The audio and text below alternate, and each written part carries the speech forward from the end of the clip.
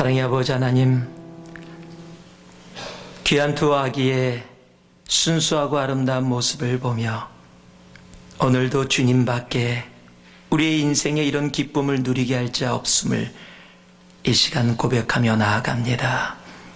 하나님, 오늘도 이 예배를 통해 우리를 향한 주님의 사랑을 보여주시고 우리는 주님 앞에 예수밖에 없음을, 십자가밖에 없음을 고백하며 나아가는 이 시간 되어지도록 우리를 주님의 은혜의 손으로 붙잡아 주시옵소서.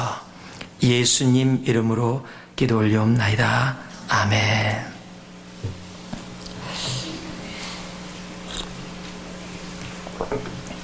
우리 옆에 분들에게 좀 인사하면서 우리 오늘 말씀을 좀 시작하고자 합니다. 한번 옆에 분들을 이렇게 한번 미소를 가지고 한번 쳐다보세요. 예, 잘 모르시는 분들은 굉장히 어색하시죠? 예. 자, 그러면서 이렇게 인사하는 겁니다. 당신을 보면, 예, 다시 보면 저보지 말고요. 예, 옆에 분들, 당신을 보면 다윗이 떠올라요. 뭐 그렇게 기분 나쁘지 않으시죠? 예, 좋지요. 예, 다윗이 누굽니까? 하나님 마음에 합한 자라고 부름을 받던 사람입니다. 그런데 오늘 이 본문을 함께 봉독하고 나서도 그런 마음이 있으신지 한번 같이 일어나셔서 오늘 사무엘하 11장 27절 말씀을 우리 한 목소리로 함께 봉독해 올리겠습니다. 함께 봉독합니다. 그 장사를 마침에 다윗이 보내어 저를 궁으로 데려오니 저가 그 처가 되어 아들을 낳으니라. 다윗의 소위가 여호와 보시기에 악하였더라. 아멘. 하나님 보시기에 악했다라고 이야기합니다. 아니, 어떻게 다윗이 하나님 보시기에 악했다라고 일컬음을 받았는가? 오늘 여호와 보시기에 악하였다라고 적혀있는 이 악하였다라는 단어는 히브리어로 라라는 단어입니다. 그런데 이 라라는 이 원문의 뜻이 산산조각으로 깨트리다 또는 사악하다, 좋지 않다라는 의미를 갖고 있습니다. 즉 여호와께 다윗의 모습이 결코 좋지 않았고 그 아름답게 유지되었던 관계가 산산조각 날 정도로 깨어졌다라고 이야기하고 있는 겁니다. 대체 어떻게 이런 일이 벌어질 수 있습니까? 우리가 시작하면서 당신을 보니 다윗이 떠오릅니다. 그럼 어떤 다윗인가? 하나님 마음에 합한 다윗인가? 아니면 하나님 보시기에 악한 다윗인가? 막 이렇게 궁금해질 정도로 대체 성경이 왜 다윗을 향하여, 여호와께서 그를 향하여 악하다 이야기를 하고 있을까요? 사무엘상을 보면은 사무엘상은 어린 다윗부터 시작을 해서 다윗이 왕이 되기까지의 이야기를 기록하고 있습니다. 그리고 사무엘하에 와서는 이제 왕으로서의 다윗의 이야기들을 적고 있습니다. 그 중에 1장서부터 5장까지는 다윗이 정치적으로 승리하고 있는 모습을 기록해 놓고 있습니다. 6장과 7장은 다윗의 삶 가운데 영적으로 승리하고 있는 모습을 또한 기록하고 있고요. 8장에서 10장까지는 다윗이 군사적인 면에서 승리하고 있는 내용을 적고 있습니다. 즉 1장서부터 10장까지는 다윗이 삶 속에서 군사적이든 정치적이든 개인의 영적인 삶이든 승리하고 있는 모습을 아주 긍정적으로 기록해 놓고 있습니다. 그러면서 1장서부터 10장까지 공통적으로 나오고 있는 그런 표현이 있는데 그것이 무엇이냐면 이 모든 승리가 바로 여호와 하나님으로부터 다윗에게 이루어졌다라는 내용을 적고 있습니다. 제가 여러분에게 예를 드리면 사무엘하 8장 6절을 보면 이렇게 기록하고 있습니다. 다메섹 아람의 수비대를 두매 아람 사람이 다윗의 종이 되어 조공을 바치니라. 다윗이 어디를 가든지 여호와께서 이기게 하시니라. 즉 다윗의 삶에서는 여호와 하나님이 하고 계시다라는 것을 정확하게 기록하고 있는 겁니다. 다시 이야기하면 다윗의 삶은 처음서부터 끝까지 하나님으로 시작이 돼서 하나님으로 이루어진 삶이다라는 것을 정확하게 기록하고 있다라는 겁니다.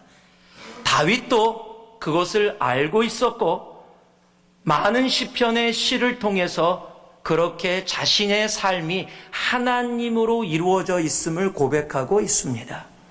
우리가 잘 아는 시편 18편 1절과 2절을 보면은요, 나의 힘이 되신 여호와여, 내가 여호와를 사랑하나이다. 내가 주를 사랑하나이다. 이 고백이 이제 사울 왕으로부터 그 쫓김에서 벗어나서 이제 벗어난 그 후에 내가 지금까지 이렇게 살아서 올 수 있었던 이유는 단 하나, 하나님께서 나를 지켜주시고 나의 능력이 되어주셨기 때문이지, 내가 머리가 좋고 잘 도망다녀서 내가 이렇게 살아서 이곳에 있는 것이 아닙니다라는 고백이에요. 그러면서 2절에는요, 여호와는 나의 반석이시요 나의 요새요 건지시는 자시요 하나님이시요 나의 피할 바위시요 나의 방패시요 나의 구원의 뿌리요 나의 산성이시로다. 쉽게 이야기하면 하나님이 내 삶의 전부입니다. 하나님이 없으면 내가 존재할 수 없습니다. 다윗이 그렇게 고백하고 있는 겁니다. 여러분이 너무도 잘 아는 시편 23편 1절을 보면 여호와는 나의 목자시니 내가 부족함이 없다. 내가 부족함이 없는데 왜? 여호와께서 나의 목자 되시기 때문에, 즉 하나님 때문에 내 삶에 부족함이 전혀 없다. 즉 하나님이 내 삶의 모든 것이 되시기 때문에, 하나님이 내 삶의 전부이기 때문에 내 삶에는 그 하나님이 나와 함께 하심으로 나는 부족함이 없다라고 이야기하는 겁니다. 이렇게 고백하며 이렇게 살아왔던 다윗이 그런데 사무엘하 11장에 와서 왜 악한 다윗이라고 부름을 받았을까요? 왜 여호와께서는 다윗을 향해서 악하다 이야기하셨을까요? 대체 11장에는 무슨 일이 벌어졌기에 이렇게 이야기가 됐을까요? 사무엘하 11장을 한마디로 이야기하면 지금까지의 삶은, 그리고 사무엘하 1장서부터 10장까지 하나님이 주셨던 군사적, 정치적, 영적인 모든 승리가 하나님이 하셨다, 여호와께서 이기게 하셨다, 여호와께서 그렇게 제공해 주셨다라고 여호와 하나님이 주어였다면 11장은 다윗이 주어가 되어집니다. 그리고 여호와 하나님은 전혀 등장하지 않고 있다가 맨 마지막에 그 행위를 보고 그 삶을 보고서 주님께서 말씀하시는 것이 악한 다윗이다라고 이야기하고 있다라는 겁니다. 한마디로 이야기하면 하나님의 은혜를 기억한 삶까지가 이 사무엘하 10장까지의 삶이었다면, 이제 이 11장에 와서 다윗은 하나님의 은혜를 잊어버린 삶으로 나아가게 된 겁니다. 적어도 이 사건 안에서 다윗은 여호와의 은혜를 잊었습니다. 지금까지 하나님께서 다윗의 삶에 다윗되게 하신 것을 잊어버리고 이제 자기가 뭔가 해낸 것처럼, 자기가 뭔가 할 수 있는 것처럼, 하나님 없이도 내가 살아갈 수 있는 것처럼 하나님의 은혜를 잊었다라는 사실입니다. 하나님이 우리에게 꼭 얘기해 주시는 많은 내용 중에 가장 중요한 한 가지가 있습니다. 이스라엘 백성이 애굽 땅에서 출애굽을 한 후에 광야를 지나서 이제 가나안 땅에 들어서기 전에 요단강 앞에 서게 됩니다. 그런데 그 요단강 앞에 지금 장마가 져서 강이 아주 세게 흐르고 있습니다. 그냥은 건너갈 수가 없습니다. 그런데 하나님이 그들에게 명령하여 제사장들이 법궤를 지고 그 요단강에 발을 디뎠더니 그 요단강 물이 갈라져서 마른 땅이 나옵니다. 수백만 명이 되는 이스라엘 백성들이 그 마른 땅을 밟으면서 가나안 땅으로 들어갑니다. 그런데 가나안 땅에 들어간 후에 하나님께서 이스라엘 백성에게 명령하십니다. 그 요단강에서 돌들을 취하여 길갈 땅에다가 쌓아놓으라는 겁니다. 그 쌓아놓는 이유를 설명하시는데 그 이유가 이렇습니다. 만약에 후손들이 이 쌓여있는 돌들이 무엇이냐라고 묻거든 여호와 하나님께서 너희 조상 이스라엘 백성들을 마른 땅으로 건너가게 하셔서 이 가나안 땅에 들어오게 하신 이가 인간의 노력이 아니라 조상의 덕이 아니라 하나님께서 하셨다는 것을 잊지 말고 기억하도록 가르치라는 겁니다. 즉 주님께서 원하시는 것은 이스라엘 백성이 가나안 땅에 와서 정착하게 된 이유가, 그렇게 이 땅에서 살아갈 수 있게 된 이유가 바로 하나님이시다라는 것을 잊지 말고 가르치게 하기 위해서. 하나님은요, 우리의 삶 가운데 하나님이 행하신 일들을 잊지 않고 살아가기를 원하십니다. 그런데 이스라엘 백성은 그것을 잊지요. 그래서 반복되어지는 일들이 바로 사사기입니다. 하나님을 잊은지라, 하나님을 잊은지라. 여호와 하나님을 잊고 살은 백성들의 모습을 우리들은 알게 됩니다. 여러분은 하나님의 은혜를 기억하고 계십니까? 지금 내가 이곳에서 예배드릴 수 있게 된 이유도 바로 하나님 때문입니다. 내가 오늘 아침에 일어나서 내가 옷을 입고 내가 나를 준비해서 식사를 하고 차를 타고 이곳에 올 수 있는 것도 하나님의 은혜입니다. 내 자녀들을 키우고 양육하며 지금까지 올 수 있었던 것도 바로 하나님의 은혜입니다. 이렇게 오늘 교회에 함께 모여서 아름다운 교회당에서 사랑하는 형제자매들과 함께 예배하며 주님 앞에 나아갈 수 있게 된 이유도 바로 하나님의 은혜입니다. 하나님은 그 은혜를 기억하기를 원하십니다.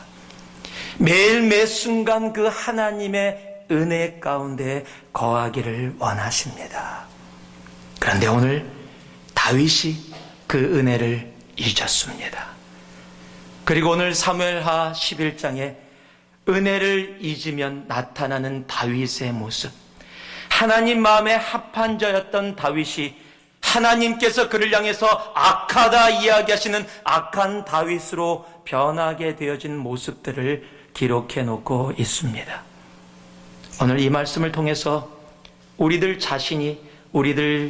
자신을 돌아볼 수 있기를 소망합니다. 제가 맨 처음에 지지난주에 하갈 신드롬을 여러분하고 함께 나눴습니다. 하갈 신드롬의 부제가 하나님보다 앞서면이었습니다. 그 말씀을 준비하고 나서 말씀을 쭉 묵상하고 준비하는데 믿음의 조상 아브라함 그리고 믿음의 사람 사라도 그렇게 신드롬에 걸릴 수 있었다면 많은 신앙의 선배들도 또 동일하게 그런 걸음을 걸었던 것을 성경에서 보면서 우리도 그럴 수 있겠구나. 내가 신앙으로 지금 살아오고 있지만 나도 그렇게 될 수 있겠구나. 내가 주님 앞에 그렇게 올바로 하나님의 은혜 가운데 서지 않는다면 나도 주님을 잊고 살아갈 수 있는 모습의 사람이구나라는 것을 깨닫고 더 깊게 알게 되었습니다. 그리고 나서 성경을 쭉 봤더니 참 많은 신앙의 위대한 선배들도 많은 신드롬 가운데 있었더라고요. 정말 위대하고 존경하는 신앙의 선배들이 성경에 기록되어 있는 그분들이 여러 가지 신드롬으로 넘어지고 다치고 힘들어하고 아파하는 모습을 보면서 성경에 있는 분들을 통해서 우리들이 우리 자신을 돌아보고 우리가 그런 신드롬에 빠지지 아니하도록 우리가 올바로 나아갈 수 있도록 한번 말씀을 몇 번 나눠봐야 되겠다 생각을 했습니다. 그래서 개혁하지도 않았었는데 하나님이 그런 마음을 주셔서 오늘 말씀의 제목을 밧세바 신드롬이라고 정했습니다. 그리고 부제로 하나님의 은혜를 잊으면 한두 번에 걸쳐서 더 한 번 여러분들과 신드롬에 대해서 나누기를 원합니다. 더 많이 하고 싶지는 않아요. 괜히 신드롬 하다가 신드롬 걸릴까 봐.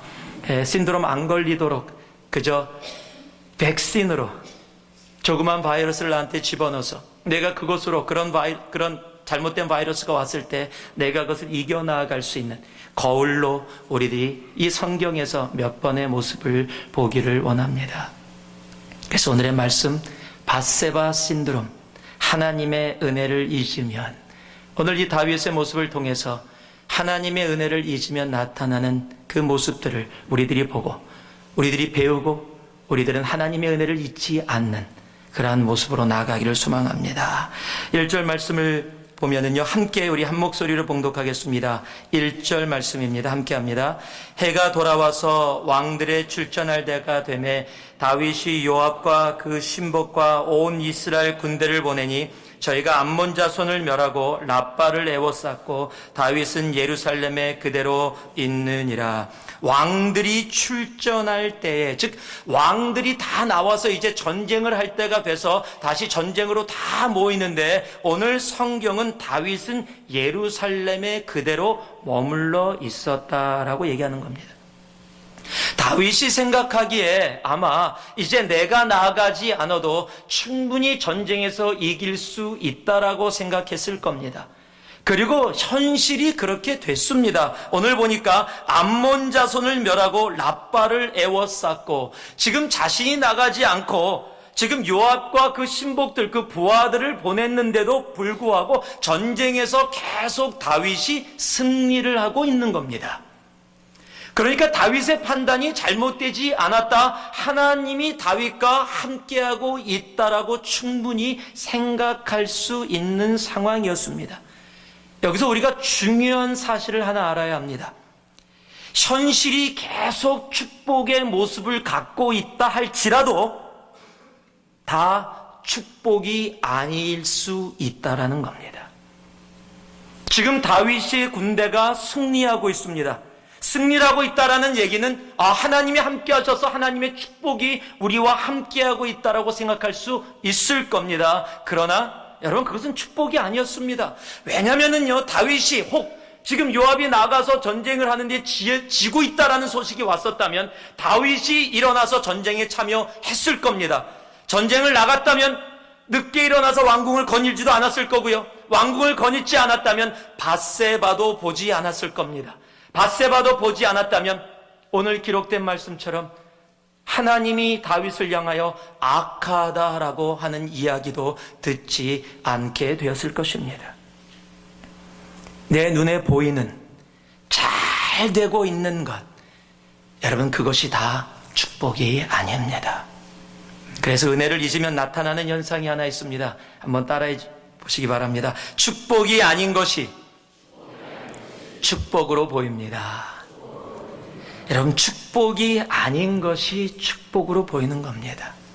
자녀들이 잘 되고 있습니다. 건강합니다. 비즈니스도 잘 되고 있습니다. 모든 것이 잘 흘러가는 것 같습니다. 이거 나쁜 거 아닙니다. 그러나 내 눈에 보이는 모든 현상이 좋다고 해서 그것이 무조건 축복이 될 수는 없는 겁니다.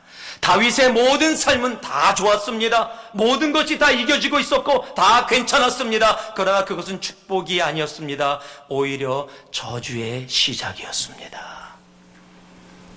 여러분, 내 삶이 이기지 못하고 지고 힘들고 어렵고 비즈니스가 고통 속에 있고 자녀들이 문제를 일으키고 내 삶에 어려움이 있다 할지라도 여러분, 그것이 또한 저주가 아닐 수 있다라는 겁니다. 내 눈앞에 나타나는 내가 경험하는 현상을 가지고 축복이다, 축복이 아니다 이야기할 수 없습니다. 여러분, 축복은 내 삶에 나타나는 현상을 가지고 판단하는 것이 아닙니다. 진정한 축복은 내가 하나님의 은혜 가운데 거하고 있느냐. 내 환경이 아무리 나쁘다고 할지라도, 내 삶에 하나도 모든 것이 이루어지지 않는다고 할지라도 내가 하나님의 은혜 가운데 거하고 있으면 바로 그 자리가 하나님이 허락하신 축복의 자리라는 겁니다.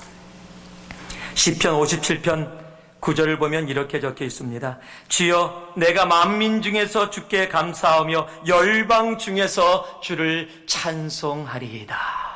여러분, 이 고백이 어디서 나온 줄 아십니까?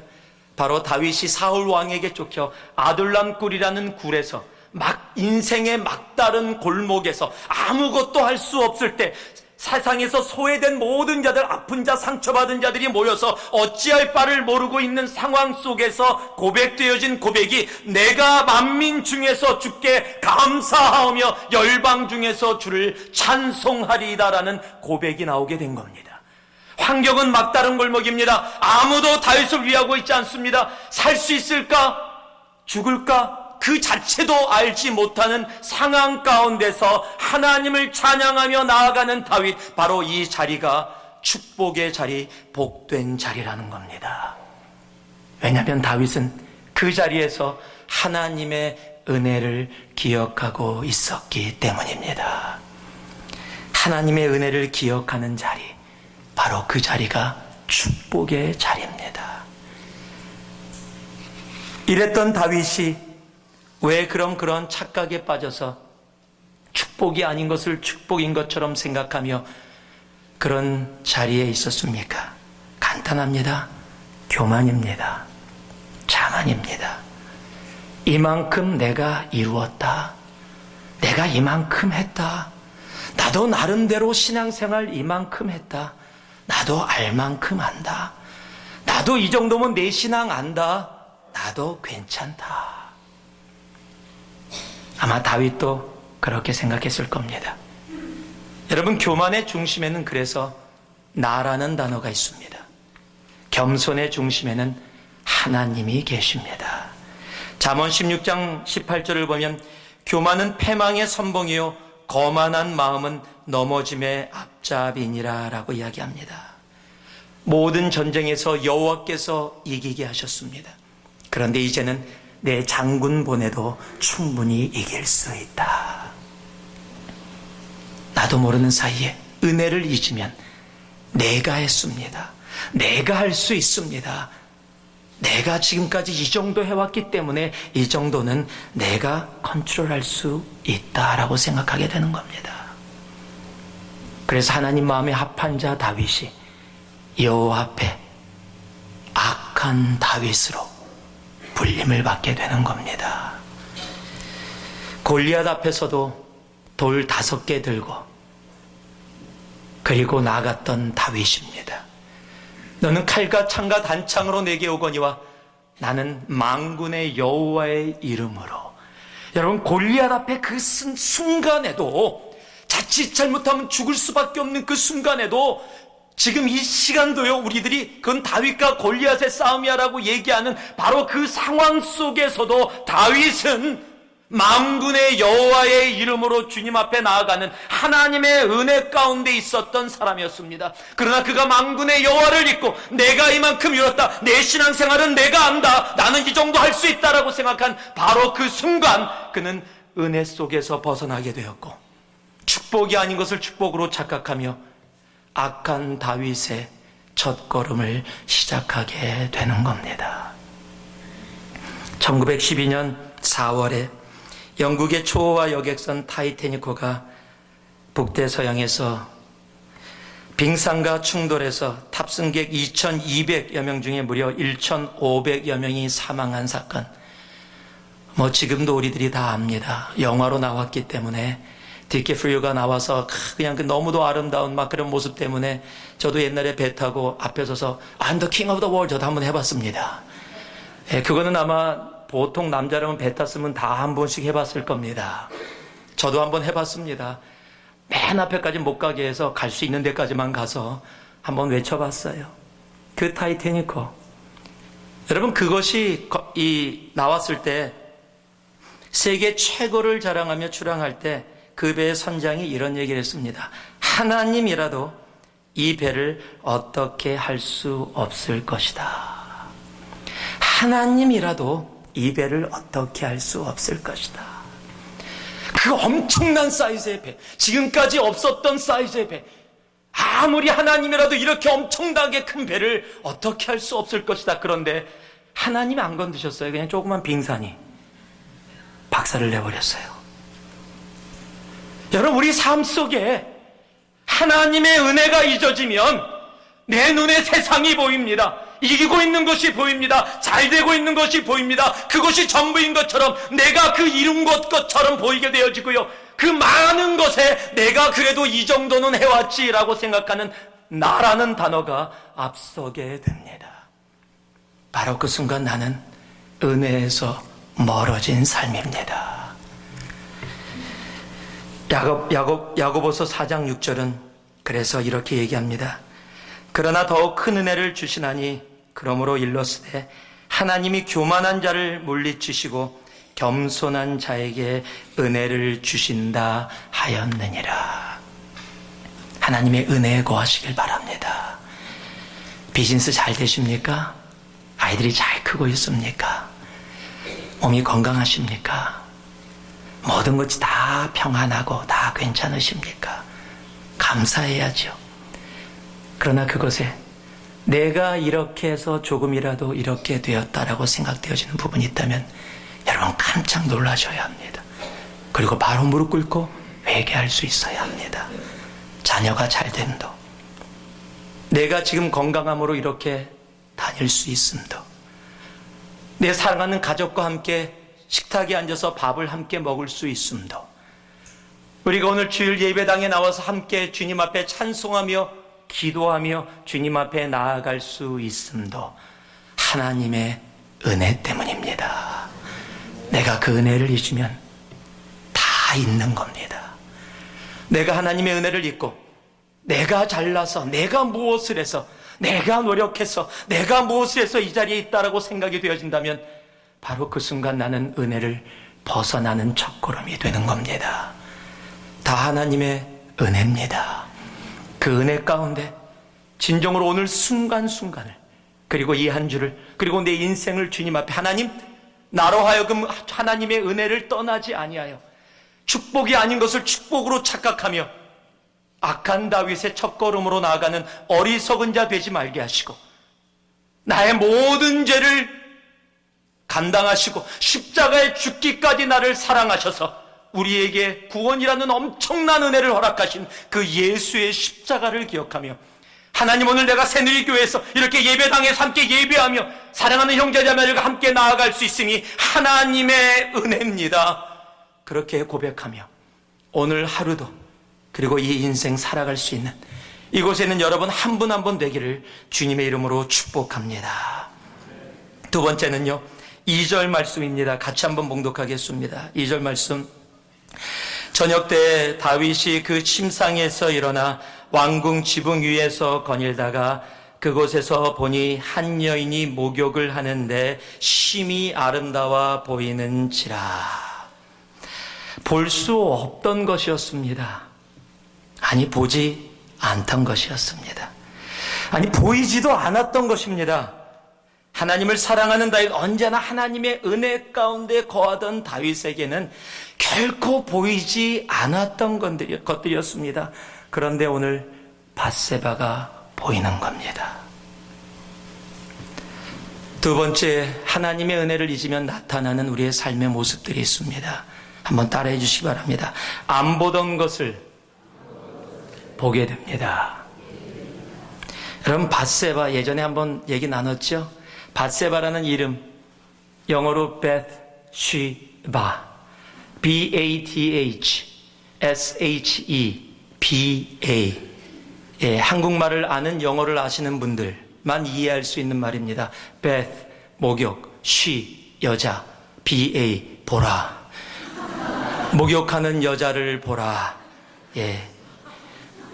예, 밧세바입니다. 원래 이름 자체가 그냥 목욕하는 여자를 보라 아니죠. 원래 뜻은 밧세바는, 밧은 딸이고 세바는 언약이라는 뜻입니다. 언약의 딸이라는 뜻이에요. 이 언약의 딸, 한 번 한 것은 맹세는 끝까지 지키는 사람이 언약의 딸의 모습인데, 밧세바는 그 언약의 딸의 모습을 또한 지키지 못합니다. 다윗의 눈에 그가 보인 겁니다. 여기 보았다라는 단어가 히브리어는 동일하게 아까 얘기했던 라라는 단어인데, 원래 쓰는 라라는 단어의 단어가 다릅니다. 여기서 보았다라는 라라는 단어는 주의를 기울이다, 주시하다, 그냥 슬쩍 보는 게 아니라 주시하는 겁니다. 여러분 당연하지요. 예쁜 여자가 물소리가 나고 그곳에 보이니 그 가만히 있을 수가 없죠. 여러분 지금 다윗은요 아내가 한 명이 아닙니다. 아내가 많습니다. 그런데도 불구하고 다른 사람의 아내가 눈에 들어온 겁니다. 요한일서 2장 16절을 보면은요, 이는 세상에 있는 모든 것이 육신의 정욕과 안목의 정욕과 이생의 자랑이니. 다윗에게 안목의 정욕이 온 겁니다. 눈으로 보니까 너무 예쁜 겁니다. 저녁 때에 늦게 일어났어요. 여러분, 왕궁의 지붕을 거닌다는 것은 평상시에 왕들만 거닐 수 있는 곳입니다. 아마 자주 거닐었을 수도 있습니다. 꼭 늦잠을 자지 않았더라도 오후 시간에 나와서 그곳을 거닐었던 똑같은 장소일지도 모릅니다. 그런데 오늘은 그곳에서 물소리가 들립니다. 여자의 소리가 들립니다. 보이고 들립니다. 여기서 중요한 것을 우리들이 알 수 있습니다. 여러분, 삶의 유혹은 아주 쉽게 예상하지도 않았던 곳에서 시작될 수 있다는 겁니다.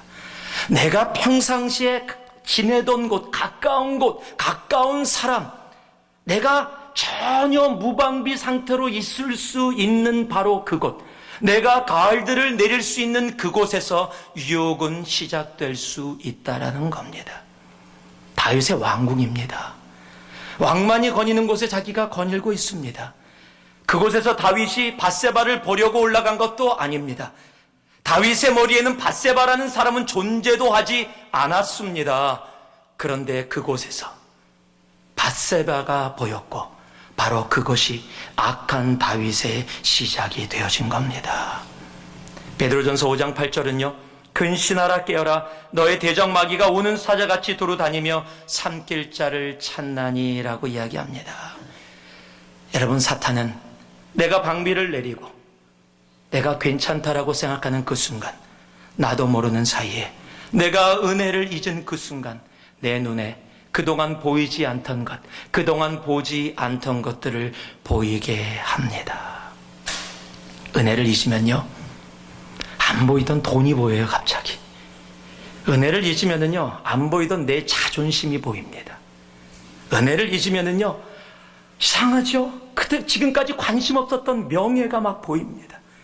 은혜를 잊으면 지금까지 관심 없었던 것들이 왜 이렇게 관심 있게 보이는지, 또 성경에 기록된 대로 밧세바가 보이는데 아주 예쁘게 보이듯이 왜 이렇게 돈이 그렇게 탐스럽게 보이는지, 왜 내 자존심을 지키는 것이 그렇게 중요하고 정말 소중하게 보이는지, 세상의 명예를 갖는 것이 가장 귀한 것처럼 그곳에 목숨을 걸도록 그렇게 보이는지, 은혜를 잊으면 세상이 보입니다.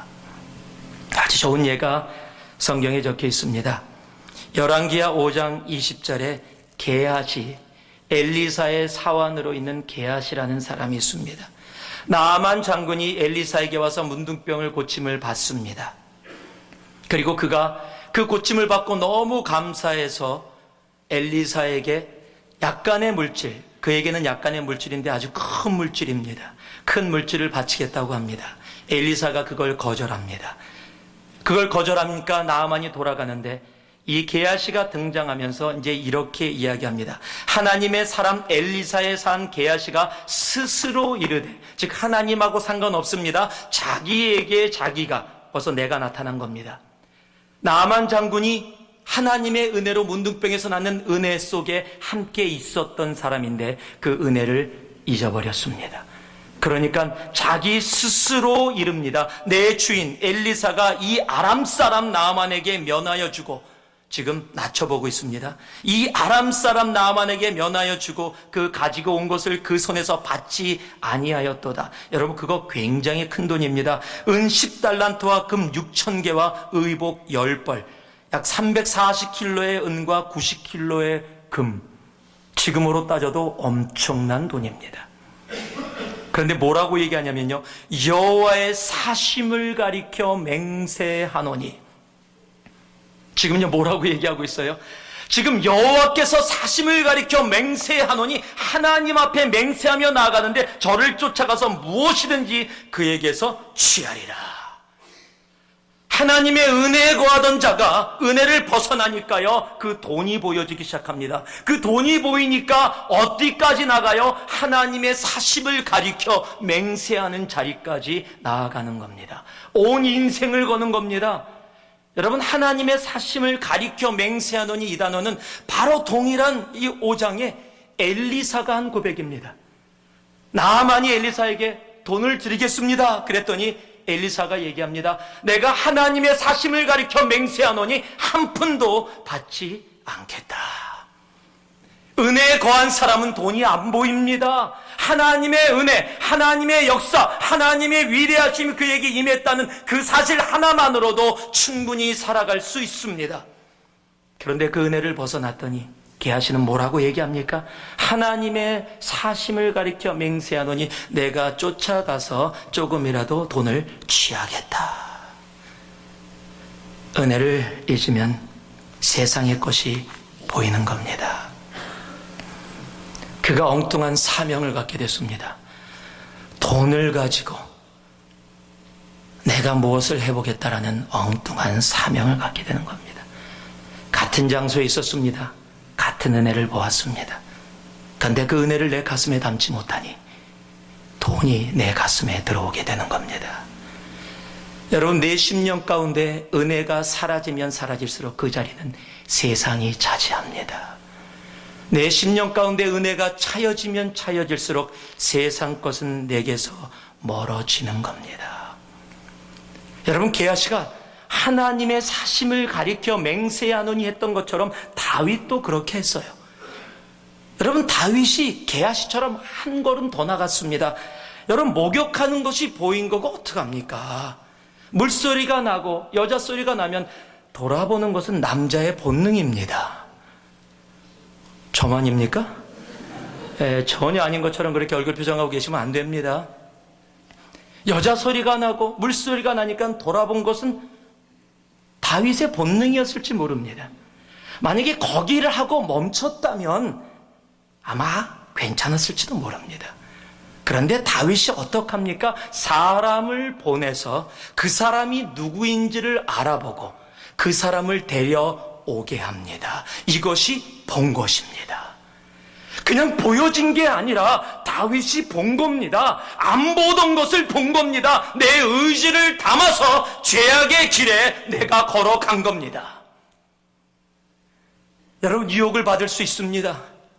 그러나 그 유혹 속에 머무는 것은 나의 의지의 결단입니다. 다윗은 자신의 의지로 그 죄악 속에 나아간 겁니다. 이것이 은혜를 벗어났더니 다윗이 안 보던 것들을 보기 시작하게 된 겁니다. 여러분, 은혜 가운데 있으면 이런 유혹 벗어날 수 있습니다. 그런데 은혜를 잊으면 이런 유혹 절대 이기지 못합니다. 누가복음 19장 2절에 보면 삭개오라는 사람이 나옵니다. 삭개오라 이름하는 자가 있으니 세리장이요 또한 부자라. Zacharias, he was a chief tax collector and was wealthy. 여러분, chief tax collector. 지금 텍스 컬렉터가 누굽니까? 돈을 많이 모으는 자예요. 그런데 그 중에서도 chief예요. 세리장이에요. 그 밑에 많은 세리들이 있어요. 여러분, 텍스 컬렉터의 목적은 백성들에게, 같은 민족에게 매국노라고 손가락질 받으면서도 그 자리를 지키고 있는 목적은 단 하나입니다. 돈. 그런데요, 그 삭개오에게 예수 그리스도의 은혜가 임했습니다. 그 은혜를 임했더니요, 삭개오가 19장 8절에 이렇게 고백을 합니다. 삭개오가 서서 주께 여짜오되 주여 보시옵소서, 내 소유의 절반을 가난한 자들에게 주겠사오며 만일 네 것을 토색한 일이 있으면 4배나 갚겠나이다. 돈을 바라보며 살아가던 사람이 예수라는 은혜 속에 거하게 되니까 돈이 안 보이게 되는 겁니다. 여러분, 은혜 가운데 있으면 유혹에서, 세상의 것들 가운데서 얼마든지 승리하며 나아갈 수 있습니다. 은혜를 잊으면 안 보이던 세상들이 보이기 시작합니다. 다른 사람의 허물이 보이고요, 내가 싫어하는 것들이 보이고요. 명예가 보이고요. 돈이 보이고요. 내 자존심들이 보이고요. 미워하는 것들이 보이고요. 그런데 은혜 안에 거하면 예수밖에 안 보입니다. 왠지 아십니까? 나 같은 죄인 살리신 그 은혜가 너무 커서 십자가에 달려 죽기까지 나를 사랑하여 주신 예수 그리스도의 은혜가 너무 커서 다른 것을 볼 겨를이 없습니다.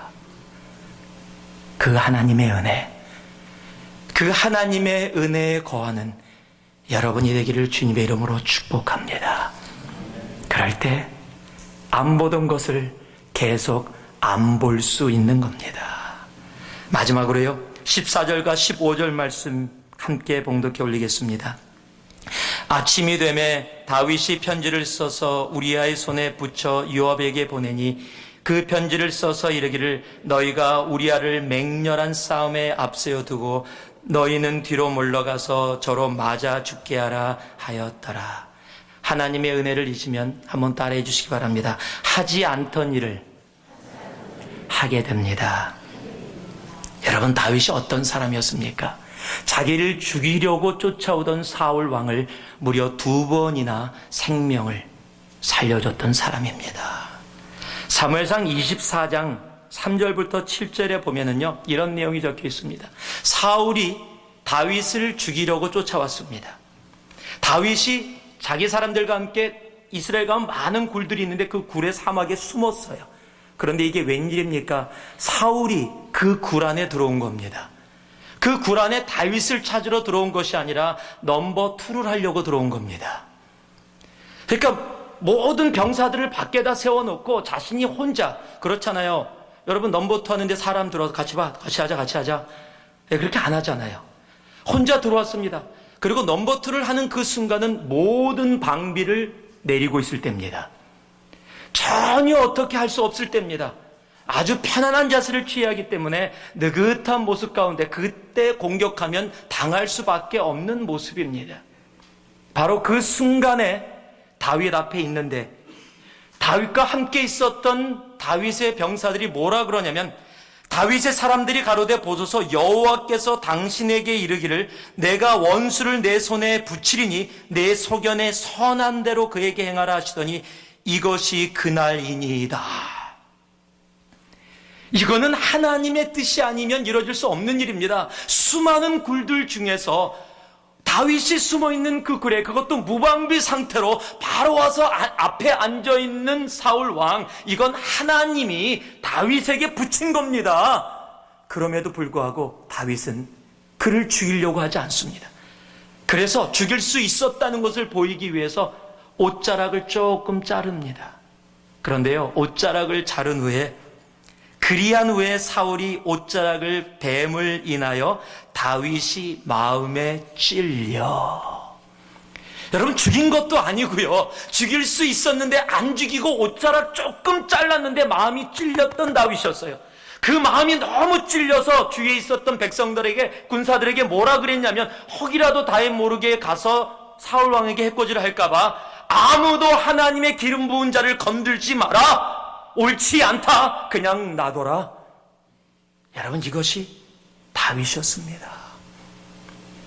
자기를 죽이려는 자를 그렇게 살려준, 옷자락을 조금 찢었다고 그것 때문에 마음에 찔려서 고통하고 힘들어하던 사람이 바로 다윗이었습니다. 왜요? 그가 하나님의 은혜 가운데 있었기 때문입니다. 그것뿐만이 아닙니다. 역대상 11장 19절에 보면은요, 다윗의 고백이 있는데요, 이게 어떤 고백이냐면 다윗이 전쟁 가운데 목이 너무 말랐습니다. 적진에 우물이 있는데 그 우물에서 물을 먹고 싶다고 혼자말로 얘기를 했습니다. 누가 가서 저 우물에서 물을 떠다가 나에게 먹일고 누가 보고 해달라 그런 것이 아니라 혼자의 말이었습니다. 그런데 3명의 용사가 그 얘기를 듣고 적진을 향해 달려갑니다. 죽음을 각오한 겁니다. 가서 싸워서 그곳에서 물을 떠갖고 왔습니다. 그 그물을 받아든 다윗이 이야기하는 것이 바로 역대상 11장 19절입니다. 가로되 내 하나님이여 내가 결탄코 이런 일을 하지 아니이리다. 생명을 돌아보지 아니하고 갔던 사람들의 피를 어찌 마시리까 하고 마시기를 즐겨 아니하니라.